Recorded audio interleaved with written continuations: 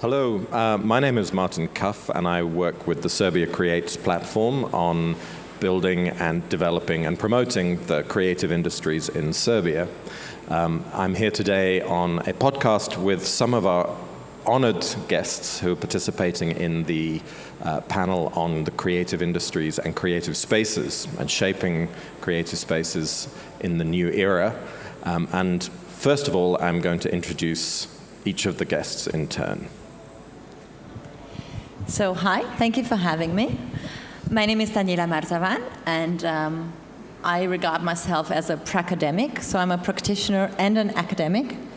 As a practitioner, I am a catalyst for communities, and I especially look at building communities, building spaces, hubs of knowledge, of innovation, of creativity around the world, consulting with public entities and the private sector and facilitating really this exchange.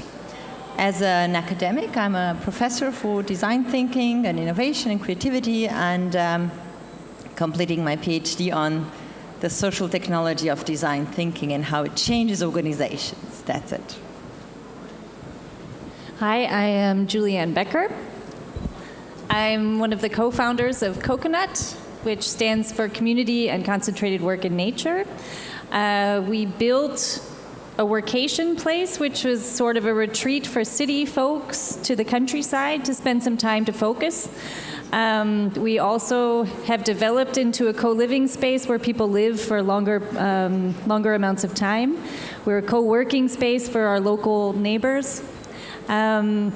And we're much more. We're also working on regional development projects. We started a nonprofit together with other organizations in the region.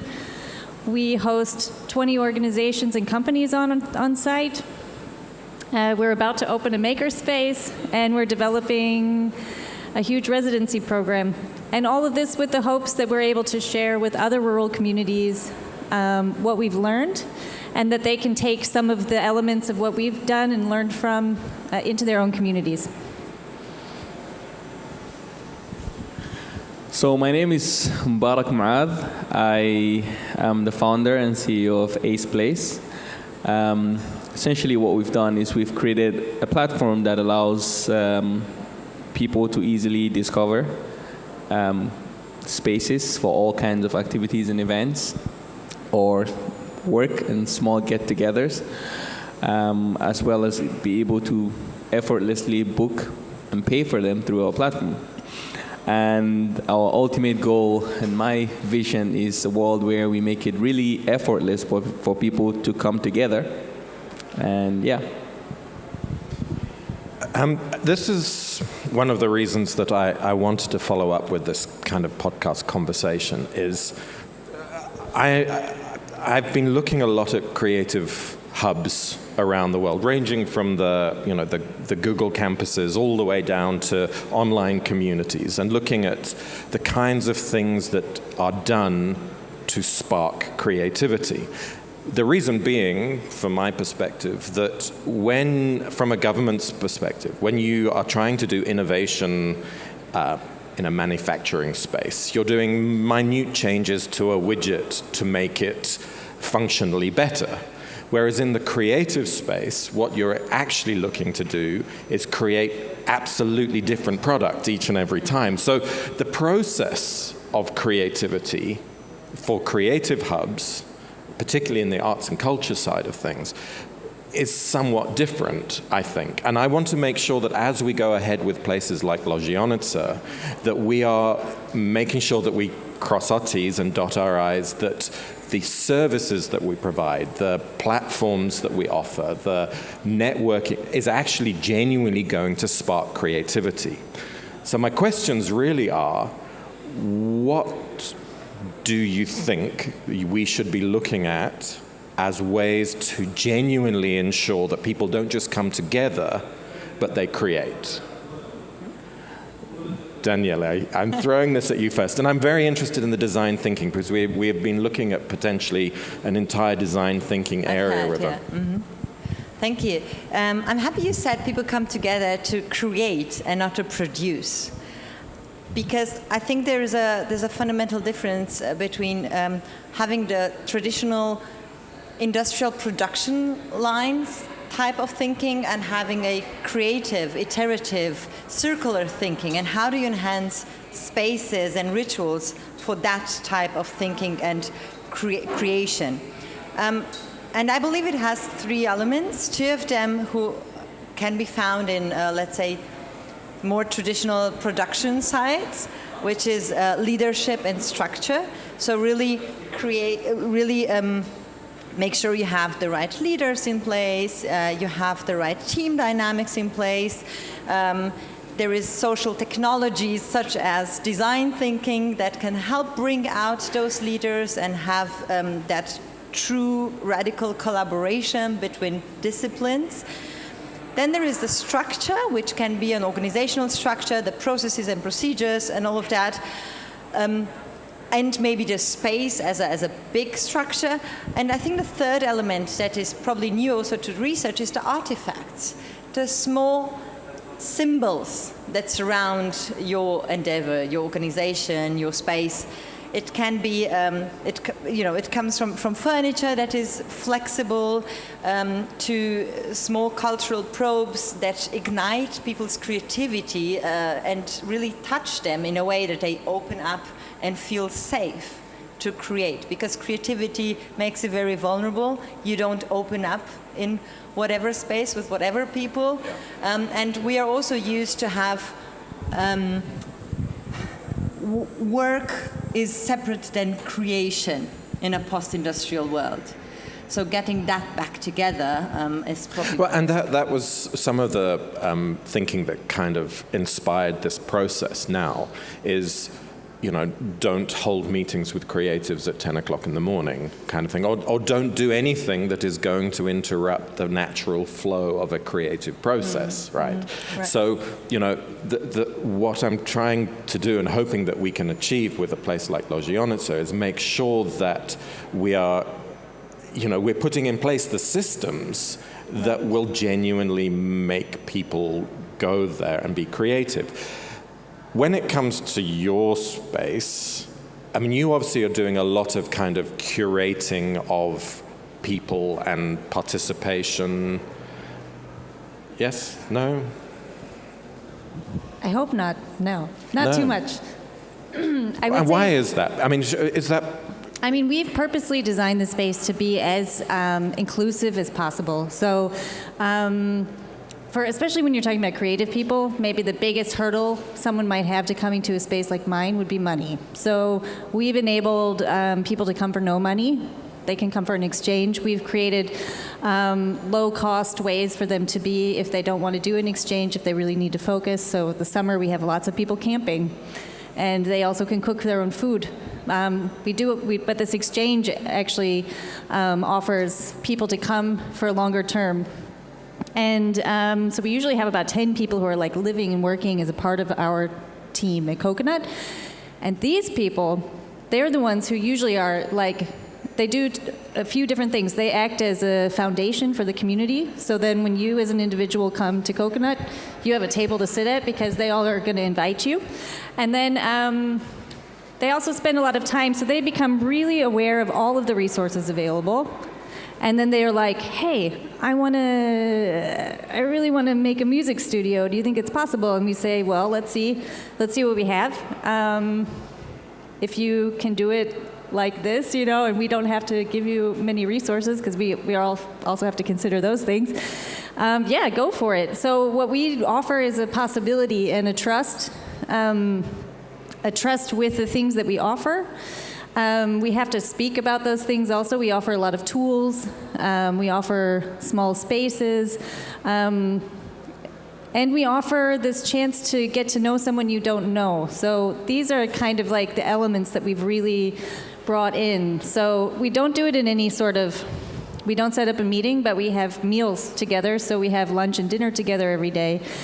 And what ends up happening is that people just talk naturally when they're eating food. Some people are in the corner listening to a podcast. It's totally fine. But generally, people end up talking to each other, getting to know each other. Oh, I like the same kind of music. We've had 3 or 4 music projects kind of spark out of the people there. Not by we're not a music place. So, it's just the sort of like having these elements. Say yet. Can you call it like curated serendipity? I mean, in a way, the thing is, it does self-curate. So, one thing is that people come with a purpose of their own when they come to our place, so they don't come on vacation. That's is not something all creative hubs have to think about, but we do because we host people overnight, so we don't host weddings.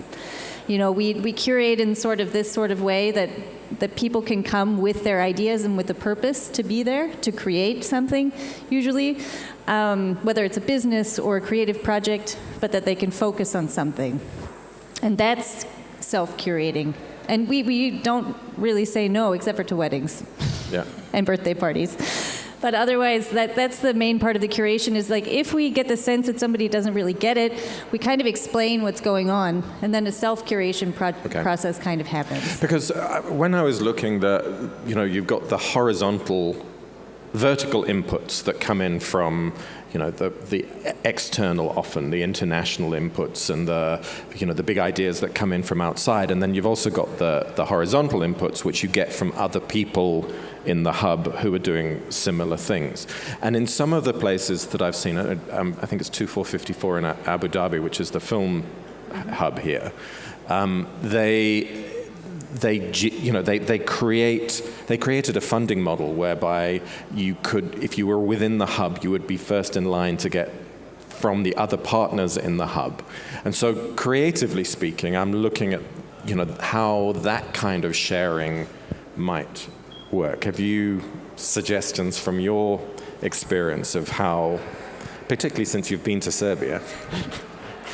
Actually, first of all, I'm so excited you pulled me into this conversation because this is something I care about big time. I really care about what allows true creativity to happen, because I might be wrong, but I am actually a believer that real, genuine creativity is still relatively rare in the world, even though creative people are not in small quantities.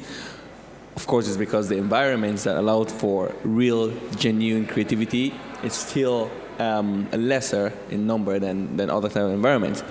But I want to take another approach to talk about this with you. And that's the approach from a technology company point of view. From a technology startup, a team of people building a technology, trying to disrupt or not disrupt, but change or add value to society. And for me, I think one of the biggest and the most important things that I think you have to do in order to enable true creativity is to focus on the things that matter. What we have in many either companies or any type of communities that are trying to nurture creativity is that, yes, they have the right goal, but there's all these barriers, unnecessary barriers that they set. So I'll give you an example of what I'm saying. At Ace Place, and in fact in many tech companies, all that matters is, of course, talent, your ability to do the job, being a good person, fitting the culture. Your degree doesn't matter.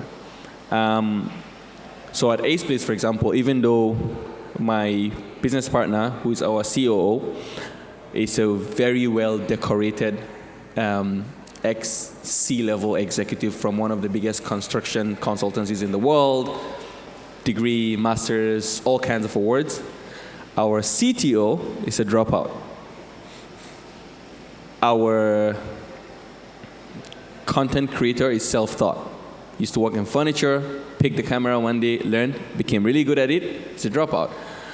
Now, we absolutely don't care about whether, we don't even ask for degrees or like which university you went to in the interview. All we really care about is what you can do and whether you're somebody who fits in our culture, whether you're somebody who cares about what we do and who is as passionate as we are. And it really works. And I follow the tech industry generally. Some of the best engineers, some of the people who have created the most disruptive things are dropouts or people with little or no formal or traditional method of education. So I think a big one for me is, and this is part of the reason why we're winning. Our CTO is so extremely talented. If he had all those other decorations, like he has a degree in math, we will not be able to hire him, because one of the banks or one of the huge corporations would have hired him. But they wouldn't even interview him because, well, he will not have the checklist of people they would like to interview. So I think a big one is focusing on the things that actually matter when creating those self-communities or when trying to enable genuine, true creativity. I'd like to follow up on that, actually, because you talked about the barriers and the structural barriers that inhibit creativity in a way. And I think institutionalized projects that try to revitalize the creative economy in a way, either if it comes from public universities or from public administration, sometimes tend, just by design, to over-plan and create and design upfront all these interventions or measures to fill in the indicators, because by design there is a fund that ends on this day and the project has to be done by this day, and you have to write a 40 pages plan upfront, and then your KPIs are based on those boxes. And what I would advise in this situation, I've seen it work brilliantly in some German cities, is really to hack the system.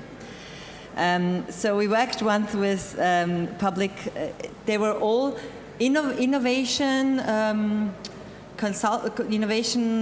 attachés to different ministries in Colombia. So everyone, public servants, and they felt really lonely within the ministry. They said, I'm not allowed to do anything. I feel like I'm a stranger to the system. I'm this crazy creative guy trying to do stuff that no one understands.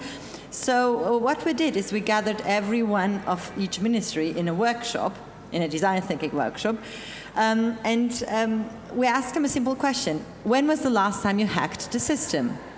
And they started to share stories, because these people are very inventive. And I'm not talking about corruption here, okay? Don't misunderstand me.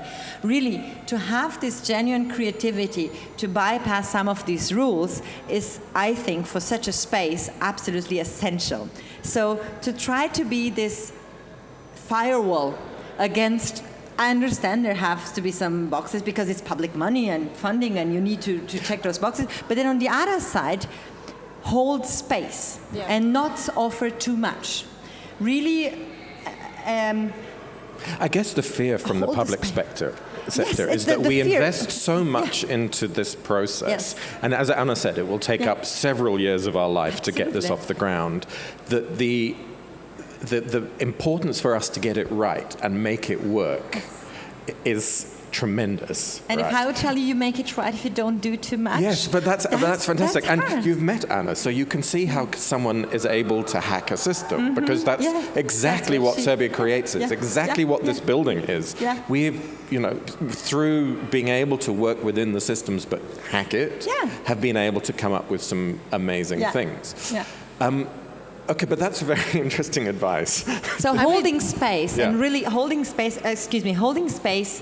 is an art, and it takes very, very special skills, such as empathy, such as patience, and curating or not curating the serendipity, but being able to hold a safe space for people to start creating themselves and giving them the trust they need is something that can be trained and learned and shouldn't be taken too easily, like, oh, okay, whoever will do it. This is going to be our community manager, check, we have that job. Yeah. I think taking this serious is important, and really having the courage not to plan too much. Yeah, I would 100% agree. Like, from the beginning, and it's changed, we had no rules. We have some now. They come. Like, you don't need to make rules in advance, because actually you don't know what the rules need to be before the community. Yeah, the community really figures out what the rules are, and then, okay, this is going to be the thing. also, if you can, not finish every space, because like you don't know who's coming yet. And if you still have a few of like unfinished rooms, you know, you don't even have to put electricity in the rooms. You just have to make it that it's safe and like so that you can show the people who start to come, who start to feel really involved. Actually, we have this room, there's nothing, and if you have creative people, they're going to see something there that you can't even imagine. That's amazing. And they're going to own the space. And they own it. They're going to own they have the ownership. space. Exactly. I remember in Beta House having this visual artist who did like this amazing painting on the wall with tape and with lasers, and we had this laser show. I remember designing one of the most popular recipes in the restaurant that still is there, I think, with the community. So we invited everyone on Saturday to design together, to create together sandwich recipes for ourselves. And I remember co-creating the business model and the plan with the community. So really involving in this co-creation and participatory design process, which, by the way, happens after a structure. So it's kind of structured chaos, if you want. I think would be something that I would advise. Like letting. One thing that we also did when the beginning, and this is going to be different for you because you have the public sector behind and you have like a budget that probably is in the public sphere and they know. We were able to call people from our community to help us do things like painting. But what a way to hack that would be that you could give a space, like an empty space that's not finished, to a group or an artist who has their own community, who is like, I want to turn this into a theater. You know, and then they call their theater people because you can give them maybe a small budget, but actually to make that budget work, they need the help of their community. And then everyone who paints, it owns that place. And it's really like, this ability to remain a little bit open and not too controlled, or like offer emptiness. People take pride in that, right? People take pride if you let them shape spaces and if you let them shape technology. And probably you are going to agree on that even technology has to be open to feedback, to receiving. It's a continuous beta. I mean, Beta House is called Beta House for a reason.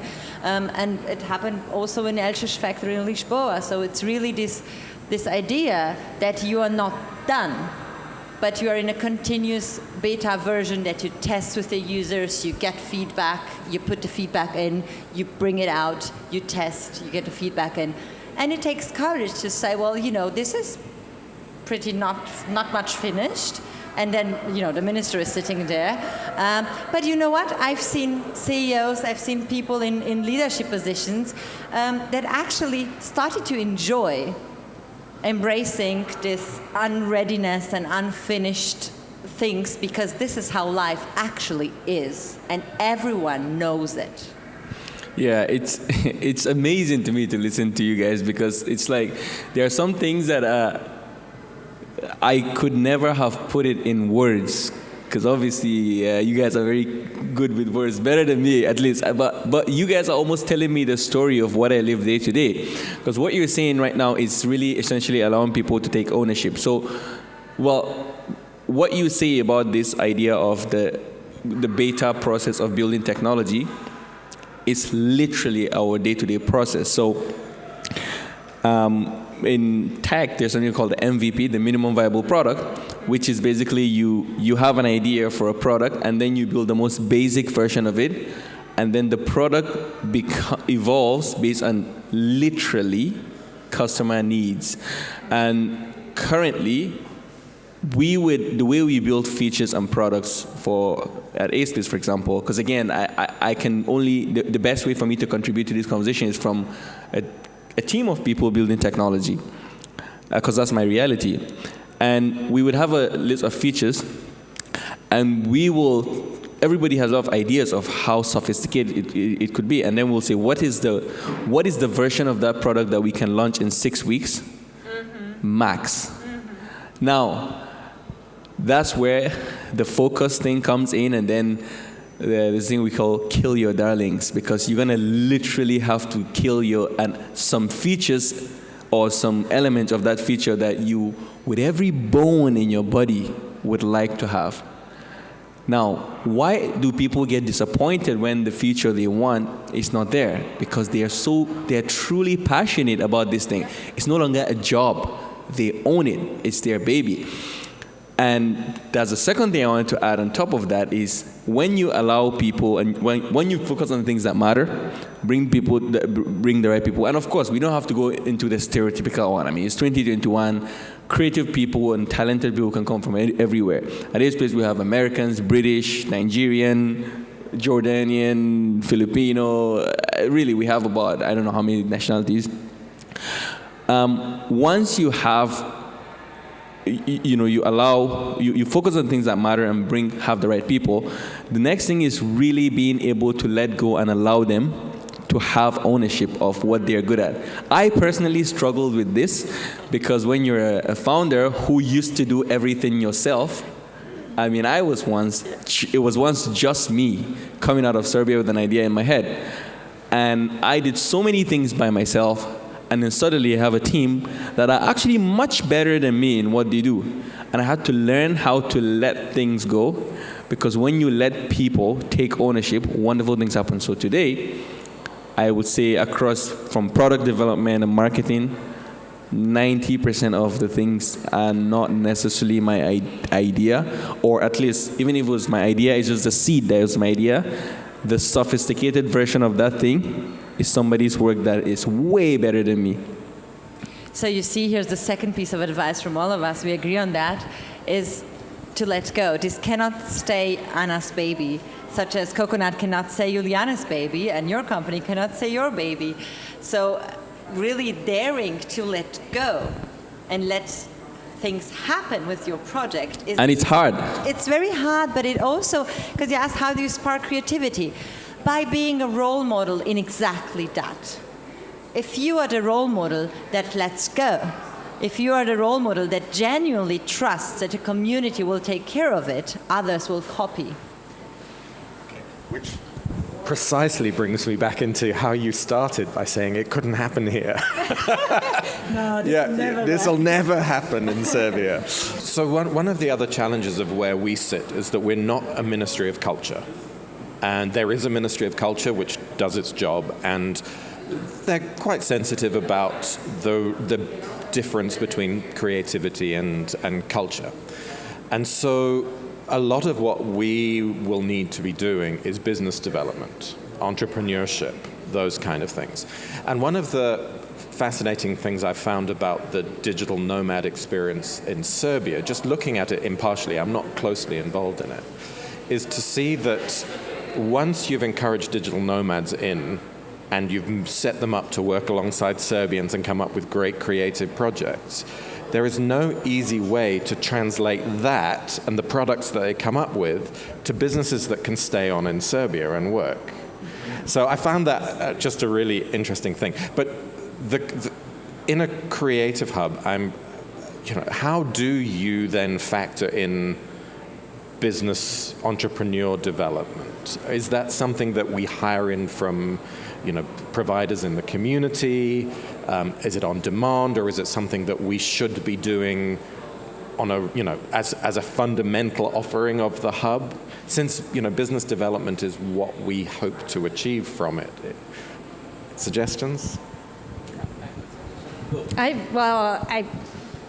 I can say, from the perspective of somebody who developed a business, and we did use public funds in some of the process, a lot of the process. We built a business, but we also used public money for research and development, like all big companies do too.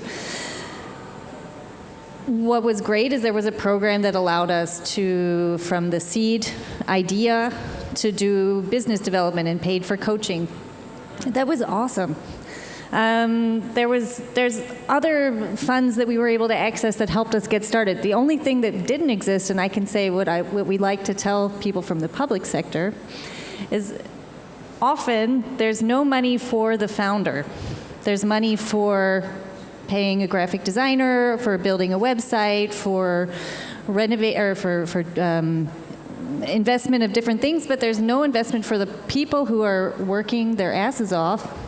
And that's pretty hard. I can say it that's hard. We really were a shoestring thing, and That would be something we always say, because it's like we were able to access some funds, but it would pay just other things and people around us, and then us ourselves, we were like, we can't feed anybody, let alone the cat.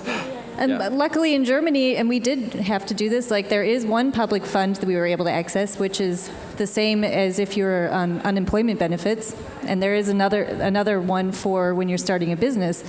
But I mean, it is, you have to make a lot of decisions about what you're doing. And that would be one support method that would be good. Okay. So we're being told that we need to wrap soon, so we'll give you the last. So very quickly, that is a very big question, and again, sometimes you speak as if you're dictating my life. Starting a company is, I think, apart from starting a religion, starting a company is the most difficult thing you can possibly. Starting a religion. Apart from like being Jesus Christ and starting a religion, starting a company, it's really the most difficult thing you can possibly do with your life. It's incredibly hard.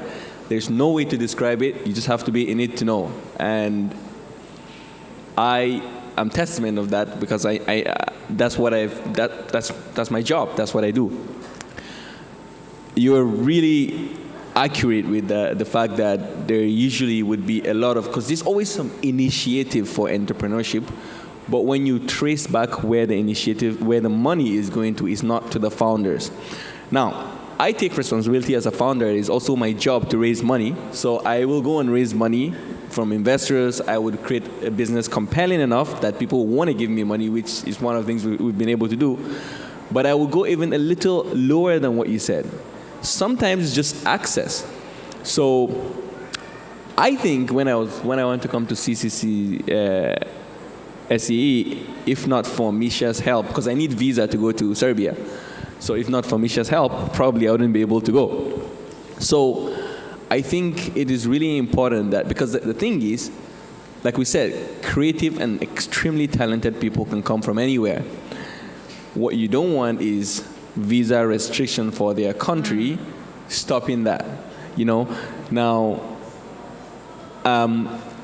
essentially what I'm trying to say is, and I don't, this is something that could take time to change, but it's gotta be easy, of course, with some parameters, because you also don't want dangerous people come into place, and you have national security and things like that, so that's a different problem to solve. But access and easy accessibility into the country has to be, or into those initiatives in the country has to be easy for people.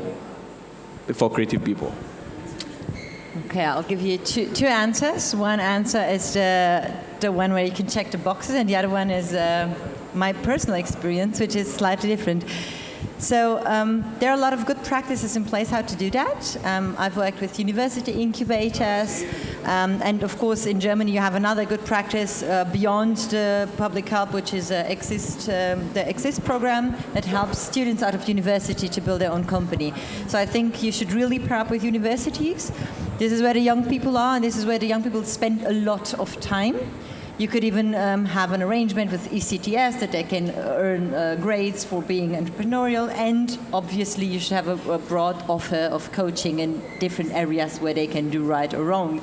And I think they do need support, for website, for design and so on, and for good coachings and good programs, and sending them abroad to conferences, facilitating this type of stuff that public institutions can easily do, because this is something that you can easily pay with public funding. This is a lot of programs that came up lately in Germany. When we started, and I was like the first follower, so to say, and I think the founders kind of scratched the last sentence to give me something. I was like, oh no, it's okay. Well, it wasn't even enough to pay anything. And I would say it was brilliant. Scarcity makes you creative. You ask what sparks creativity? It is scarcity in a monetary way that thrives abundance in a creative way. So if you have monetary scarcity, you will start looking at other types of capital. You don't have monetary capital, but you start looking at your social capital, and you start looking at your intellectual capital. So you start calling your friends, fools, and family, and you start digging into your brain what other solutions you have. And if we wouldn't have had that, and this is the story how we build up the 30% of our business model, so the 3 pillars of, at least back in the days of the beta, was renting space, gastronomy, and events. And I remember we were like this zoo where corporate managers would come to breathe creative air. No, literally.